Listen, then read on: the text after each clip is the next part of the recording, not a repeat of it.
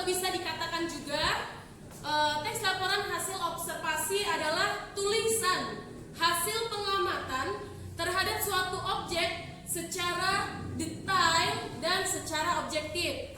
Nah, bagaimana yang dikatakan dengan detail dan objektif? Ayo, ini akan masuk ke nilai kuis harian kalian ya. Bagaimana yang dikatakan dengan detail? Ayo, siapa?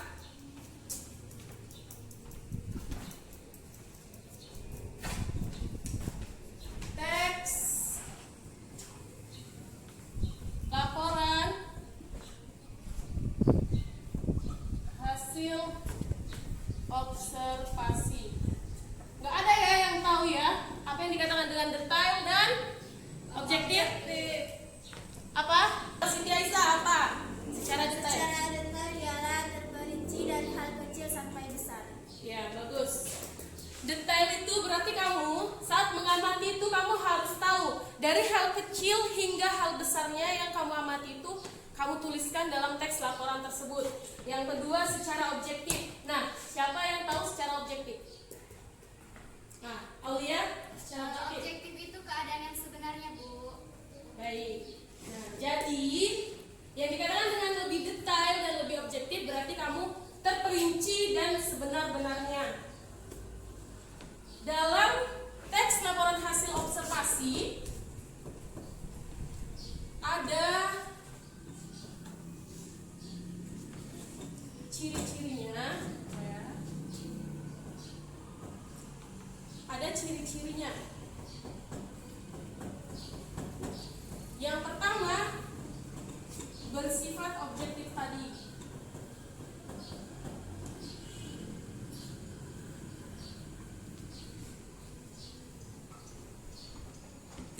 Nah, seperti yang dikatakan oleh Aisyah tadi, bersifat objektif berarti bersifat menggambarkan keadaan yang sebenarnya.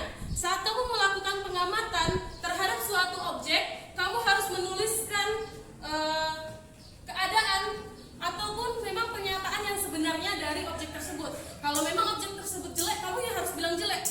Kalau objek tersebut besar, ya kamu harus bilang besar. Karena itu adalah yang sebenarnya. Oke? Untuk selanjutnya, bersifat fakta.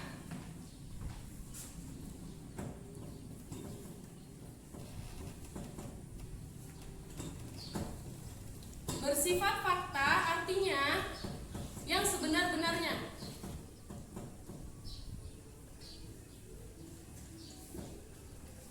Bersifat fakta itu menuliskan hasil pengamatan dengan tidak menambah-nambahkan informasi atau melebih-lebihkan. Kamu harus menuliskan yang memang benar-benar sama dan sejalan dengan objektif. Jadi objektif dengan fakta itu dia sejalan.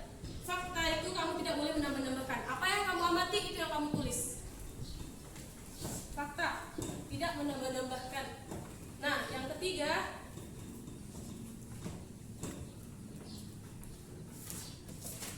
ketiga, ditulis secara lengkap.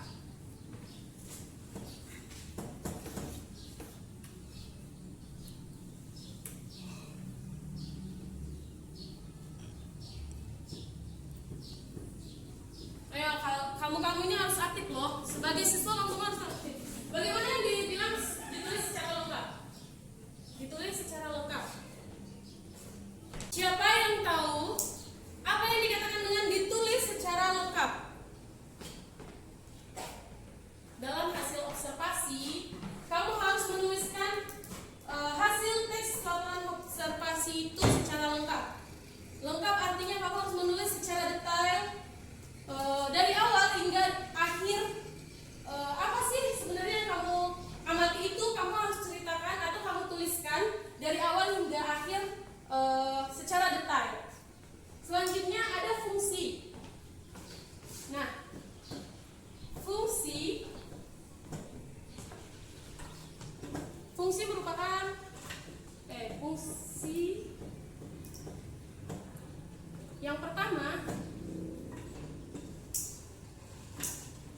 Fungsi yang pertama yaitu memberitahukan atau menjelaskan tanggung jawab, tugas, dan kegiatan pengamatan. Memberitahukan dan menanggung jawabnya ya.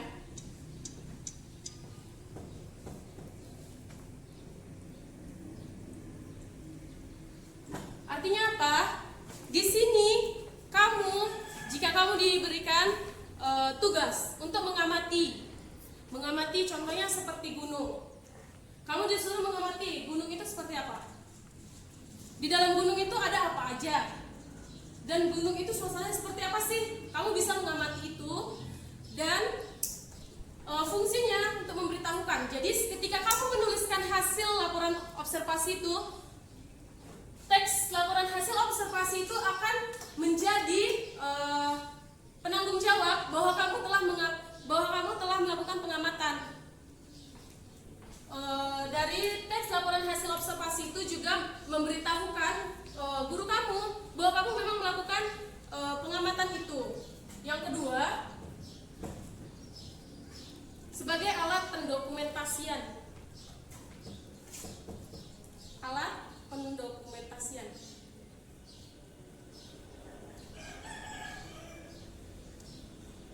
Nah, dengan teks laporan hasil observasi ini, dia akan menjadi dokumentasi bagi kamu karena kamu telah melakukan pengamatan tadi. Jadi ketika kamu melakukan, Bu, ini hasil observasi saya, gurunya tidak akan begitu percaya. Bagaimana guru akan mempercayainya? Yaitu dengan pendokumentasian. Jadi kamu saat melakukan pengamatan itu, kamu akan memberikan dokumentasinya sebagai bukti bahwa kamu telah melaksanakan pengamatan tersebut. Selanjutnya, setelah ciri-ciri dan fungsi, ada struktur. Nah, struktur. Apa sih struktur tersebut? Struktur merupakan pembangun teks laporan hasil observasi. Apa saja? Yang pertama adalah pernyataan umum.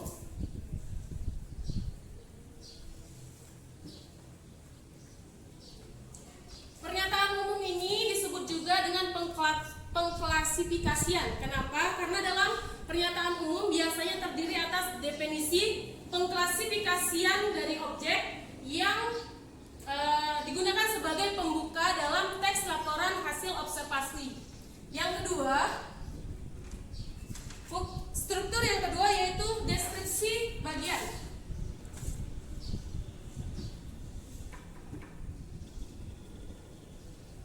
Nah, deskripsi bagian merupakan penjelasan lebih detail mengenai objek atau bagian-bagian pengklasifikasian. Maka deskripsi bagian ini yang akan menjelaskan satu persatu dari pengklasifikasian tersebut.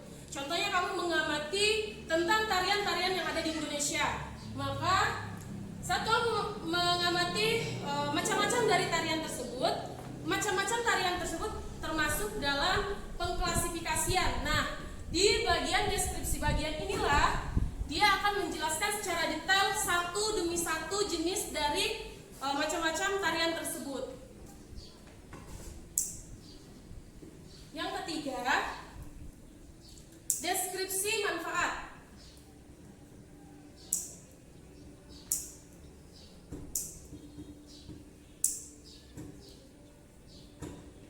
Nah, deskripsi manfaat selain menjelaskan objek apa yang kita amati, kita juga menjelaskan manfaat dari objek tersebut.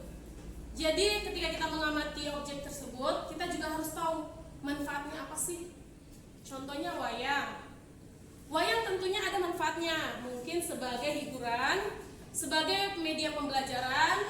Itu bisa dideskripsikan dalam struktur deskripsi manfaat. Sampai sini paham? Murid-murid paham?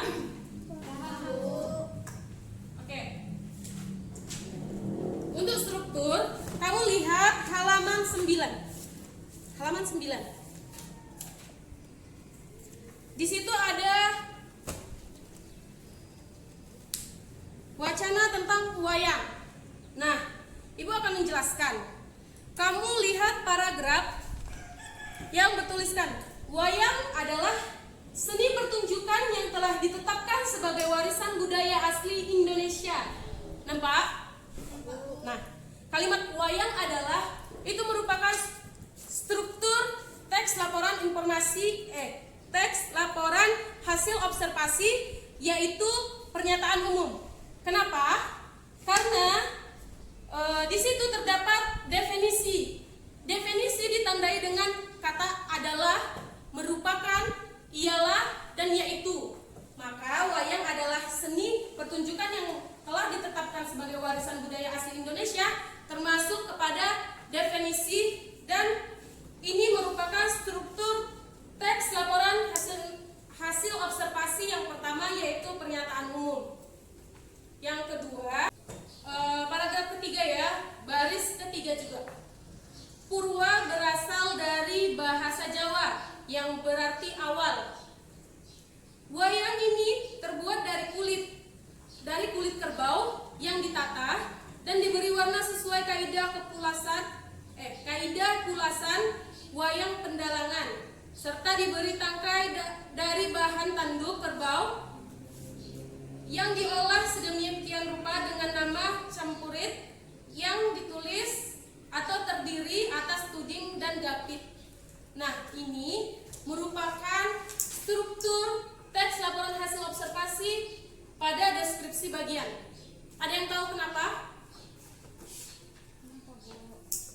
Nah, karena pada kata purwa berasal, sampai, dan gapit itu, dia menceritakan secara detail dan mendeskripsikan tentang wayang purwa tersebut. Terbuat dari apa? Berasal dari apa? Seperti itu. Jadi di sini dia dideskripsikan secara detail. Yang selanjutnya ada pada paragraf hiburan, dapat dan hiburan. Wayang bermanfaat sebagai paragraf terakhir. Ada kan paragraf terakhir?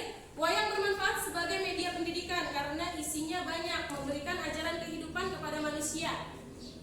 Nah, ini disebut sebagai struktur teks laporan hasil observasi yang ketiga, yaitu deskripsi manfaat. Di sini menjelaskan manfaat dari wayang tersebut. Wayang tersebut bisa menjadi media pembelajaran, hiburan, dan media informasi. Jadi ini termasuk dalam deskripsi manfaat. Sampai sini mengerti? Oke, setelah mempelajari ciri-ciri, fungsi, dan struktur, kita masuk kepada unsur kebahasaan pada teks laporan hasil observasi.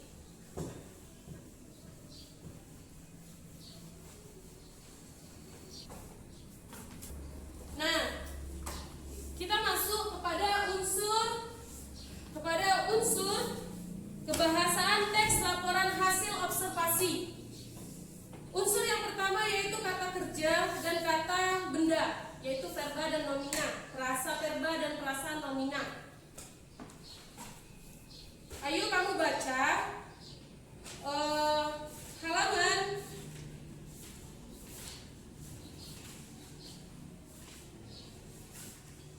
halaman 33 tentang perbedaan antara kata dan frasa.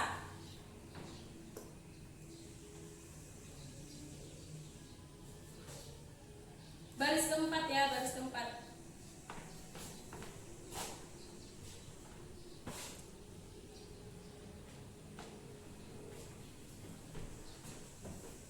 Kata berbentuk morfem atau morfem bebas, yaitu satuan bahasa terkecil atau dapat memiliki arti maupun tidak yang bersifat bebas. Frasa merupakan gabungan beberapa unsur namun tidak memiliki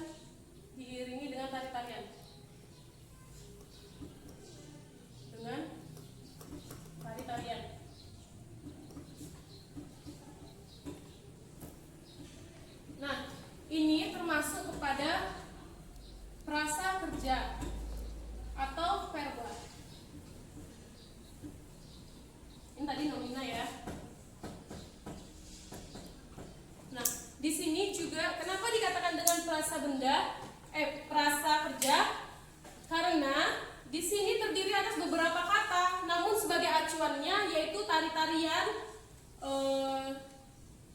dan dimainkan itu merupakan kata kerja. Sampai di situ paham? Unsur kebahasaan yang kedua ada afiksasi. Siapa yang tahu di sini afiksasi itu apa? Nggak ada, Bu. Astagfirullah. Di sini murid-muridnya subhanallah kali ya memang. Afiksasi itu adalah pengimbuhan. Pengimbuhan. Bagaimana yang dikatakan dengan pengimbuhan? Nih. Ber ditambah main sama dengan Bermain. nah, bermain. Ini merupakan imbuhan dan ini merupakan kata dasar sehingga menghasilkan kata berimbuhan.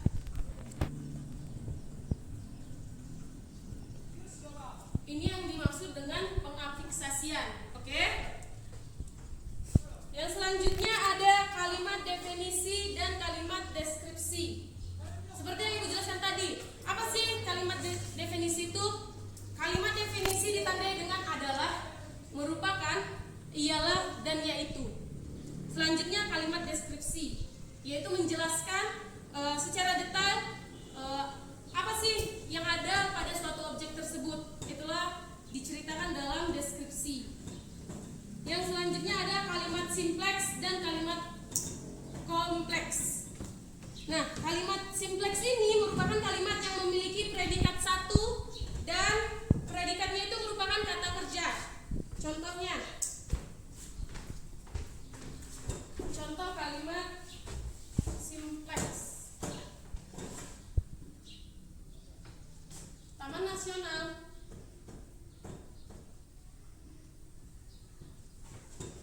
Memiliki.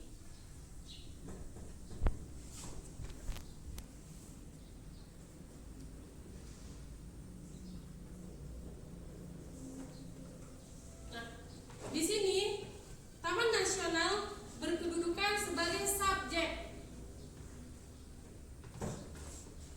Memiliki merupakan predikat. Dan bermacam flora dan fauna merupakan objek. Jadi kalimat simpleks itu memiliki satu predikat, yang predikatnya itu merupakan kata kerja. Nah, di sini ada memiliki, hanya satu predikat dan merupakan kata kerja. Berlawanan dengan kalimat kompleks memiliki dua predikat dan yang kedua predikat ini merupakan kata kerja. Contohnya, singa menerkam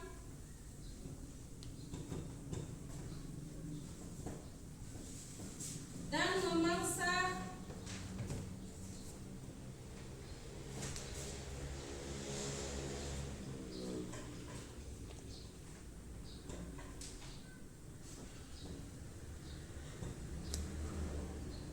kelinci. Ini merupakan subjek dan ini merupakan predikat.